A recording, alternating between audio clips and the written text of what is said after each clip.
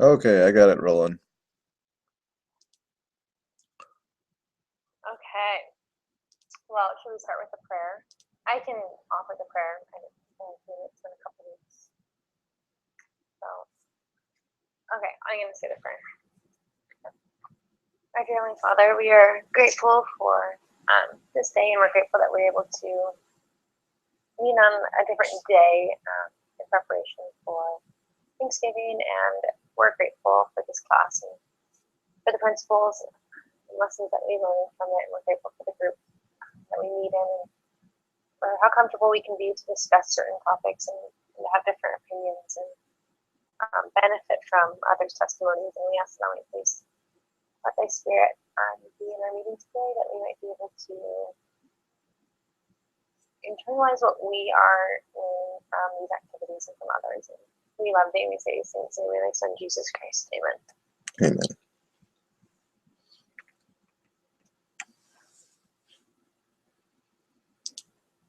Okay. I'm going to go first unless others oppose. I think that's what we do. So, learning activity. Hold on, I have it pulled up. The learning activity that I chose to do was think of two or more people who you know had many trials in their lives. Ask them about the trials they've experienced in their lives. Ask them to share what affects their attitudes had on how they experience the trials. So they consider these trials to be crucibles and what they feel when they have thrown and gained something as a result of the trial. So I decided to talk to my parents, just because, I think that I understand the trials that they're going through. Like, I know of the trials that they go through, but I don't necessarily, I guess, understand what they feel through them or how they handle them or the difference that their attitudes make. And so I talked to my mom and dad, but I just want to share what my mom said this week because I thought it was interesting to me of what she said. So there's been small trials. Her mom has had breast cancer 3 times. That's been hard for her. Or there's different trials of just raising the kids. But the biggest trial I think my mom was talking about was, like I mentioned before, my younger sister has Down syndrome and autism. And my mom said this is an ongoing experience with my younger sister in general. Not that she's a trial, but there is trials throughout the day, whether it be for health and how hard she's constantly having to go to the doctor because the immune system is not great, or we're trying to help her keep weight off because kids with Down syndrome generally gain weight super easily and it can become really bad for their health. Or there's now different trials of that my sister's graduated high school, and so now what do you do with her? And so I asked my mom about how her attitude has affected the way that she sees this quote unquote trial, I guess. And it was interesting. She goes, because it's an ongoing trial of now 19 years, because that's how old my little sister is. There's weeks where my attitude is just the worst, where she looks at things and she's like, what? This sucks. I can't do it. I don't want to do it. This is so hard. And she goes, and when I have that attitude, the week is just terrible. The whole entire week. It was just completely terrible. And she says, and that's when I started to, because this happened more so towards in the beginning of when my sister was younger, just because it was really hard and she wouldn't be able to speak until she was like 5 or 6. And there wasn't she wouldn't do other activities. There wouldn't be play dates with other kids. It was just hard for my mom, and she would always have a negative attitude about it because also my dad's a pilot, and so he's gone. He's gone like 4 days out of the week. So it was just a lot of work put onto my mom, and she remembered once a certain time where really she just decided, you know what, I am going to switch my attitude. And she said, I realized at that moment, whether I was happy or I was sad, Aubrey, which is my little sister, was going to live with us the rest of our life. And she's going to be who she is and how she is for the rest of her life. That's just how God sent her. And so she said, my mom said that it does you no good to be sad or upset because it won't change who she is. And so my mom changed her attitude at that point to look at this trial as something that she can grow from and something that she can experience, hardships and try to overcome it and go through it with my dad or go through it with me and my other siblings and stuff. And just by changing her attitude, she's just had this different perspective on my sister, on the life that she's supposed to live, and on the lessons that she's supposed to teach us. And my mom says as she changed her attitude, she learns 10 times more than she would have when she was angry or upset about the child, because when she's upset about the child, then all she can think about is being upset. And then the last thing she just talked about is now as she's getting older, all of her friends, so I have a younger brother other than my sister, and he's 14. So, but typically all of my mom's best friends or people that we grew up with, all their kids are moving out of the house and they're by themselves. And so my mom, now this is kind of a new child for her, seeing as to like her friends, they can do whatever they want. They're tennis all the time, they're going on vacation, they don't have to worry about having to take care of other children. And Aubrey, my younger sister, will always live with my parents until she will end up living with me and my husband once we start having kids, and my sister and my brother and stuff. But as of right now, my parents obviously she's going to live with them. And so my mom says, I can sit here and I can be sad that my friends don't have the same childhood as me. They don't have to fight my little sister every single morning to get up and let's get ready, let's shower, let's go, because my parents have a college program for her. Let's go to college. Let's take care of this. They don't have to do that. They can wake up whenever they want. They can, their house is probably always clean, and they're probably never stressed about this type of stuff. But my mom says because of having Aubrey in the home, she just feels blessed that she will always have someone that lives with her. That she won't ever sit not having anything to do, but that she'll have my little sister to take care of. And overall, just what I got from what my mom said, and my mom kind of said this, but she just said her testimony is just always deepened by the ongoing trials that she has. It's nice when there's it's not nice, but a trial here, a trial there, that's totally fine. But it's this ongoing trial that my mom said has truly deepened her testimony. And my dad pretty much said the same thing about it. He's just not he doesn't verbalize a lot as much as my mom does, but they said pretty much the same thing, that because of this ongoing trial, my mom has had to fail at the trial and then try again the next week because it's never going to go away. And so she's really learned how to depend on the Lord and just have a deeper testimony of the influence of the Lord in her life. And it was just interesting. I enjoyed this experience talking about with my mom, because we always talk about my little sister. Obviously, she's like the pride and joy of our whole entire family. We can't have favorites in the family, but I think she's my favorite. But I just enjoyed the experience of hearing her speak of trials, because now that I'm kind of like growing up and going through harder times in my life, or whatever it may be, my mom really just emphasized that we're all blessed on given these different trials, and the way that you view this trial is the outcome that you're going to get. If you're going to look at this trial with a negative attitude, she's like, I could look at your little sister with a negative attitude.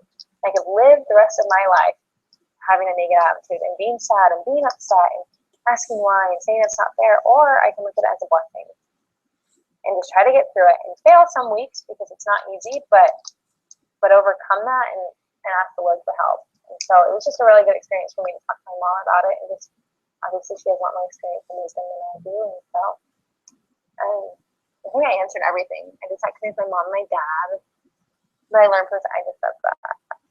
I didn't really teach my mom, and she taught me everything. And yeah, the overall experience it was a good life lesson for me to learn, or to hear, to reiterate, I guess. So. I really like that. You may have heard this before, I don't know, but have either of you heard the song Blessings by Laura Story? All right, you gotta look it up. It is seriously like... Will you type it out? Who it is? Who sings it?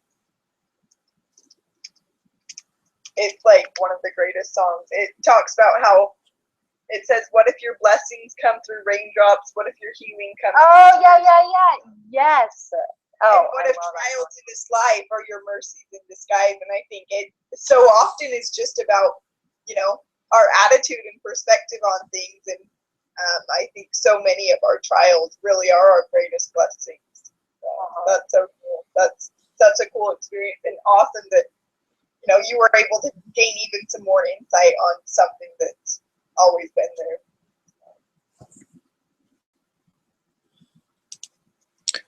Well, yeah, and while you were speaking, I remembered back, I don't know if you guys have taken it, but psychology, I think it's 100, maybe.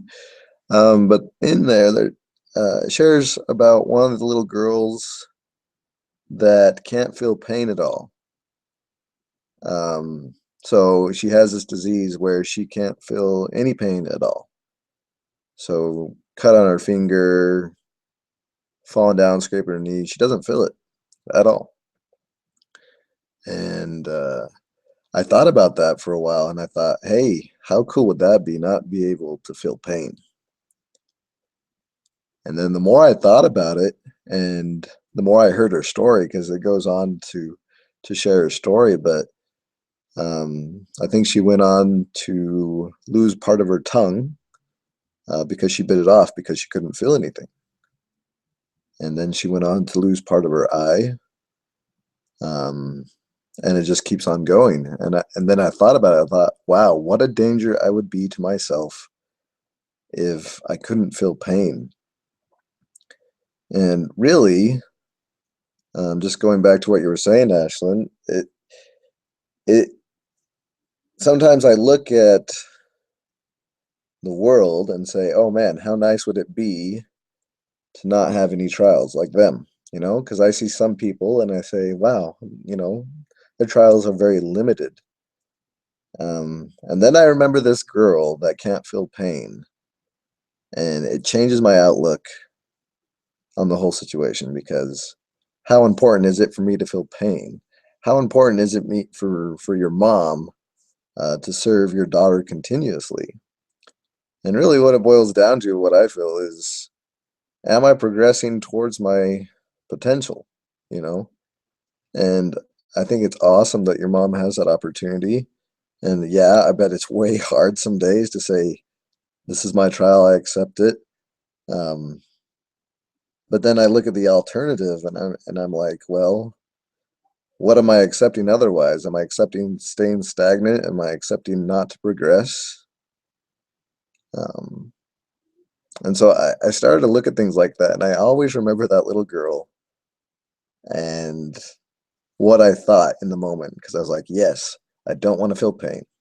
That would be awesome. And now, honestly, the idea just terrifies me of not being able to feel pain, or not being able to pass through trials that are difficult, because where would I be? I wouldn't be going anywhere. I'd just be in one stagnant level, and I wouldn't be progressing towards my full potential. And that's what I feel about it. But thank you for reminding me about that, because that to me is a huge lesson. So No, I like what you were saying.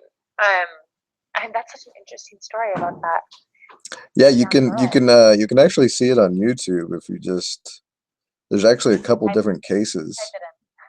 I'll Just look it like up. I think all I typed in was girl who can't feel pain, Okay, and her. I'm gonna look that up. I think there's a couple different ones, but I thought it was really interesting. I was like, wow, and it's just stuck with me. And every time I think about it, I honestly, I kind of get scared at the idea. Right. Well, how interesting. I mean, I feel like we all do this. We see people. It's kind of like you see people who seem to have this perfect life, and you're like, oh man, what would it be like to not have, like my mom? What would it be like to be able to wake up and not have to fight my little sister to eat breakfast or take a shower, like ever, But my mom has to do that the rest of her life. But it's like you said, the initial, you wish that, how cool it'd be not to feel pain, but there's the other side of the joy, and God does not, He doesn't let those hard trials or sacrifices that we're making, that we go through, go unnoticed. And it's so easy for us to say, oh, if we didn't have this trial, if we just had the same lifestyle as this other person. But I think it's going to be so interesting for us in the end when we stand before Heavenly Father, or when our blessings are given unto us, that we will see directly the blessings coming from this certain time that we passed in our life. I just think it's amazing if you really think about it in the grand. It's really hard sometimes during trials to think of the blessings and the outcomes, because it doesn't seem like they'll ever come, but they definitely do. I think it's interesting too. So that girl that can't feel pain, I think it's easy to, initially think, oh, I want, that situation. But I think so often we have kind of this false, false view of things, because that girl who can't feel pain, it seems like her life is blissful, but really, like, that circumstance within itself is a trial. And I think so often we view the people around us and think their lives are, all together and stuff. And there's just trials in all sorts of different ways. And now I love the way that you, or how you mentioned about your mom, how, she just feels so blessed that she won't have to ever sit around or not have anything to do or someone to help. And I think it's just that perspective of, we all just have different circumstances, and you just can't really compare one trial to someone else's life or their, what we think is going on in their life. I don't know if that makes sense, but pretty insight. That's very cool. All right, well, I'll share my activity. I did the one, there's not a whole lot to report about it, but I did the one, research resources in your local area intended to assist individuals and families facing different types of abuse. If a friend asked you for help, what resources would you provide with them? So I just looked on the internet at some different hotlines and different organizations and things, and gathered some information. So there's a lot of national hotlines, sexual abuse hotline, reach out. A suicide hotline for bullying. And then there's also a lot of great websites, I think, for bullying, depending on the severity of it. If it's a child or someone at work even, I think there's a lot of resources online that can be used to help with, like, different coping mechanisms and things that you could start with, depending on how extreme the bullying is, for sure. I think you may have to go to a more extreme level to begin if it is extreme bullying. And then there's a domestic violence hotline, as well as one here in Washington where I'm at. And then lots of great websites, and it's cool too. A lot of these, they provide the hotline, but then also a chat, just to kind of help cater to whatever situation it is, because they recognize often